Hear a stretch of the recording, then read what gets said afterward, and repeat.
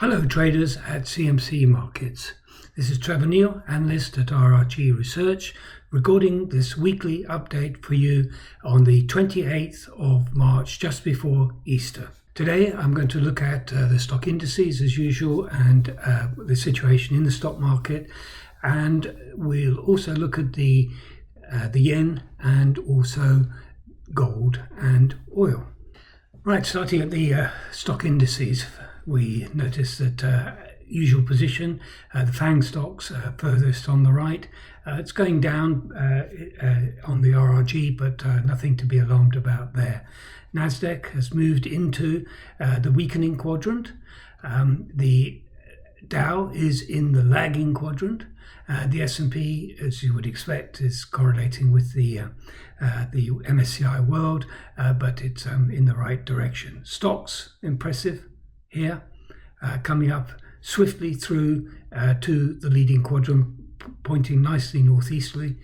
Despite making new highs, the FTSE is still in the lagging quadrant, going in the right direction, but it's very much catch up here. And what might develop to be interesting is something like the perennial hate that we have with the Hang Seng and the Shanghai stock index. The long downtrend there is showing signs of bottoming out. So I'm going to look at the Hang Seng today. Starting with the S&P index, which is going up and up and up.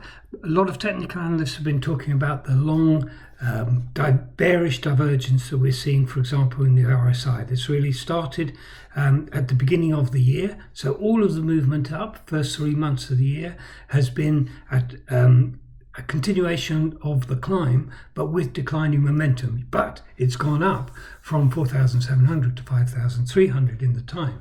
So many technical analysts have been bearish throughout this move here, but yet it is still going up. The 50 and 200 day moving averages are separating. That's a strong message. We've got a good uptrend line. I'll show you that in a bigger picture in a moment. Before we leave it, I'd just like to look back to the November low and the uptrend that we've got here since. It's a nice uptrend line. We did draw it tighter earlier and it was broken by this move here, but very quickly we gapped higher, and we've now been able to redraw it. It's still in force. It's a wonderful uptrend line that's lasted for 4 months now, and it does look as though we're have just been close to touching it and on its way up to another leg higher to all-time high. And one thing I'm not going to talk about today, but is worth noticing is that in the sector rotation of the S&P, now whereas it was all centered on just two of the sectors, the communications and telecom sector and the technology sector, now that's broadened out now. So most of the sectors are strong themselves. So the concern has been that the move has been so centered on so few stocks. That is still true, but it's not as true as it was. So the move up is broadening out. That's a good thing. That's a positive thing. Now we must look at the FTSE. So the FTSE, contained by this horizontal line around 7,700. We've talked about this for ages, and the higher lows here, that eventually this would break out and it would be powerful. There it was, the breakout, there it was, the confirmation, and we're making new highs. Remember where we are on the RRG, however. This is a very much a catch-up event, but we were ready for the spring effect of a catch-up, and I hope you managed to participate on that. Here the MACD is positive and the gap is widening.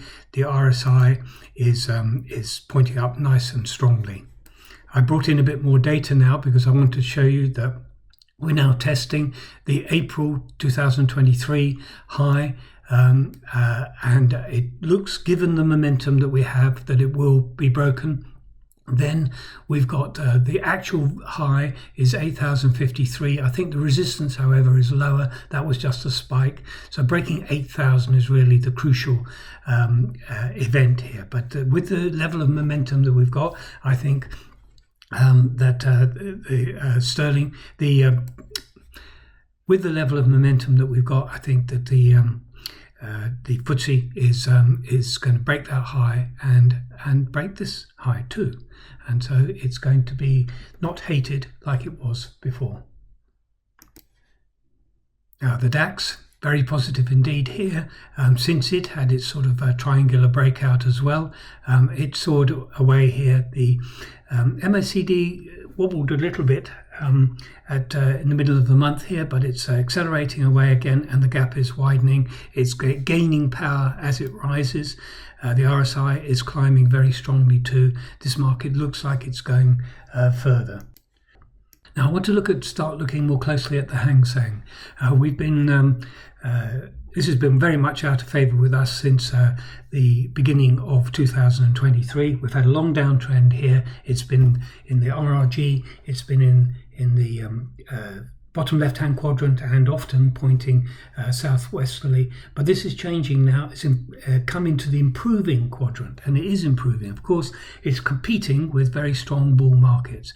First thing that has happened is that we've broken this downtrend line here that started at the July high.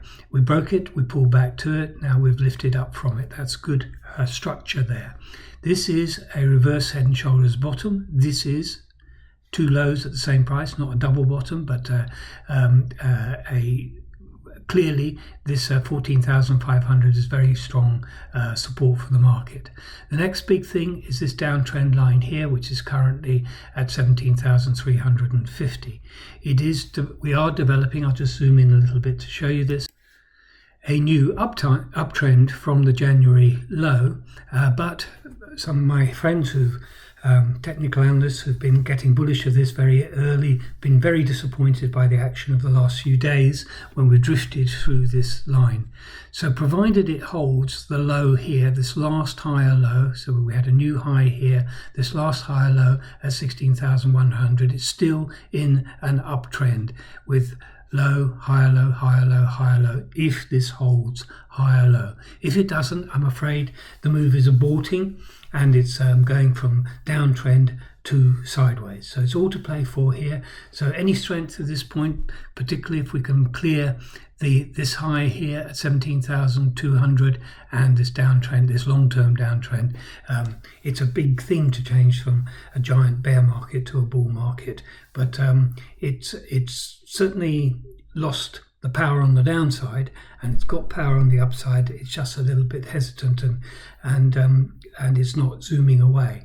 Of course, if you've had a downtrend that's lasted so long, you're meeting resistance and resistance and resistance, higher and higher and higher for it, and we're feeling that now.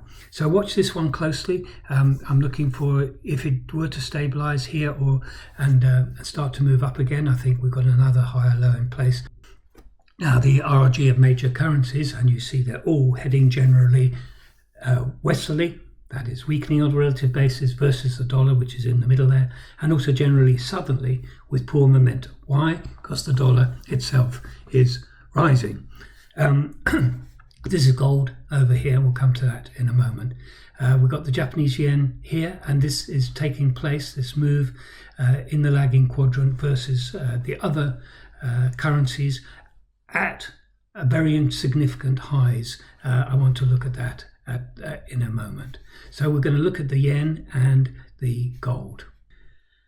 Now here is a longer term chart of the dollar yen. So this is dollar rising here, but you saw on the RRG chart the effect that's having.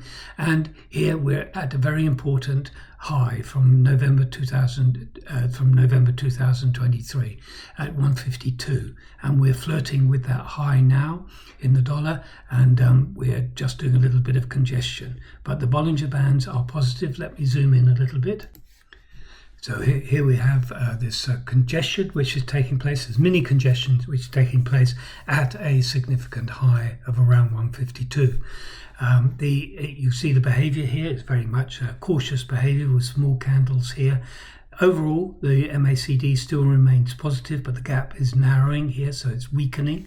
at this resistance level. The RSI, which powered up here, has stalled and is easing off. If it comes down through 65 from above, for me that's a trigger to tell me in the short term that this attempt on that important high has been unsuccessful, and that we'll spend more time below it and more time in that fiddling about that's going on below the 152 high. Not to say it won't break up in the end, but is it going to be now or is it going to be later? At the moment, the suggestion from the charts is it's going to be pausing here for a little bit longer, and we'll have to see whether it fails or whether that's just a pause before the breakup. The momentum is still positive, so the odds are that it will eventually break up, but the next few days, I know it's holiday time, is likely to be quiet and sideways. So keeping an eye on that for a significant change. I was going to say gold looks ready to break up again, but actually events have overtaken me here, and we're soaring. I wanted to point out that this shadow here really doesn't count because it was so brief. Really, the resistance is lower, and we've already passed through it, maybe 2,190. But the momentum is turning up on the MACD and the RSI, which had triggered a sell by crossing 65. When it weakened here, has crossed back up again through 65 from below. The strength is coming back, the momentum's coming back. This gold looks as though it's starting another leg into the blue sky of new highs.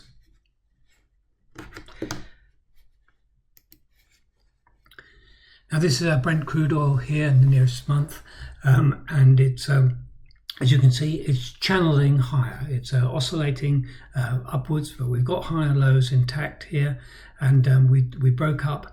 The break of 81 was significant. Then we pulled back to the break point. I think I would say that it has held that point now, and it's starting to move up again.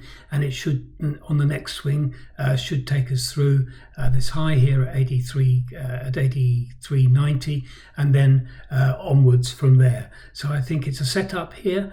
We've had a pullback. We had the RSI come down and then turning up again, and so I think it's ready to move higher again. And now looking at the Brent crude, this has a triangular shape as well. We had a high here at 79.68, then similar high, little bit break, which turned out to be false immediately of that. Then we've broken, then we've pulled back, and then we've pulled to the break point and gone up. So this is WTI, I think I might have said Brent there. This WTI, and it's the first futures. So we have the MACD has gone flat. The RSI went down, pulled back here, and then has turned up. And since this is in the direction of the trend, and we've got high, we've got a low, higher low, pull back to this low, and then if we get through the $83 level, then $83.50 level, we will have a new higher low here. There is resistance above, but now there's so much support below. So here's the support, lots and lots of support, the 50 and the 200 closing very fast on each other. We have got resistance, that's for sure. The next significant resistance at 70 and then at 95.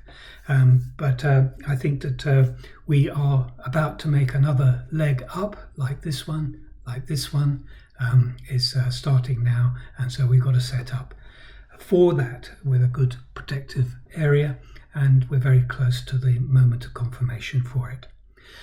Thank you very much indeed, everybody. I hope you find this session beneficial. I hope you have a wonderful Easter break. And from me, Trevor Neil, analyst at RRG Research, may the trend be with you. Goodbye.